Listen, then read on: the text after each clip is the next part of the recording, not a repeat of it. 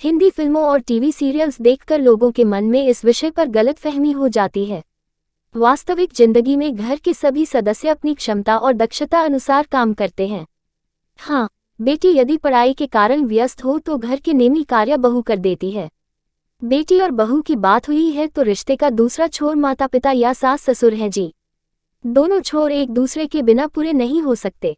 जो बेटी कर सकती है, जैसे घर को सजाना, संवारना, खाने पीने से संबंधित और जिस घर में मिले संस्कारों का पालन करती है, और एक बहू वो सब कर सकती है जो एक बेटी कर सकती है। केवल एक बात अलग करती है, वो ये कि बहू को उस घर को वंश देने का सौभाग्य प्राप्त होता है जो बेटी अपने घर को कभी नहीं दे सकती, क्योंकि वह किसी दूसरे घर के वंश को बढ़ाने के लिए जन्मी होती है।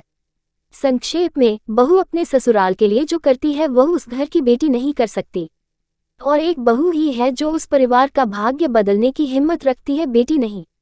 बेटी जब बहू बनकर दूसरे के घर की शोभा बढ़ाती है तो ये सब सम्मान उसे बहू बनने के बाद मिल जाता है, किंतु जिस घर में वह बेटी थी उस घर में उसका स्थान सिर्फ बेटी तक ही था। बेटी के ससुराल जाते ही बहू को बेटी का भी स्थान मिल जाता है। बहू को बेटी कहना कोई अपमान नहीं है। बहू शब्द में फॉर्मलिटी है, जबकि बेटी या बेटे में नहीं है। आप बेटे को डांट भी दोगे तो वह बुरा नहीं मानेगा, जबकि बहू को हल्की बात भी कहना बहू से दूरी बनाना जैसा हो जाता है। बहू से जब फॉर्मलिटी नहीं रहती तो प्यार से बेटा बोला जाता है। इस शब्द में फॉर्मलिटी नहीं है।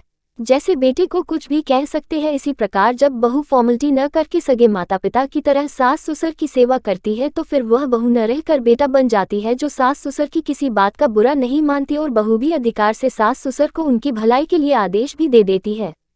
जब ससुर बहू के साथ सब्जी काटने लग जाए, उसकी रसोई के कार्य में हाथ बटाने लग जाए और बहू भी ससुर के खान पान और दवाइयों का बहुत ध्यान रखने लगे तो बहू ससुर का रिश्ता भी बाप बेटी या बेटे का ही हो जाता है, और कब पापाजी शब्द पापा में और बहू शब्द बेटा में परिवर्तित हो जाता है, पता ही नहीं चलता।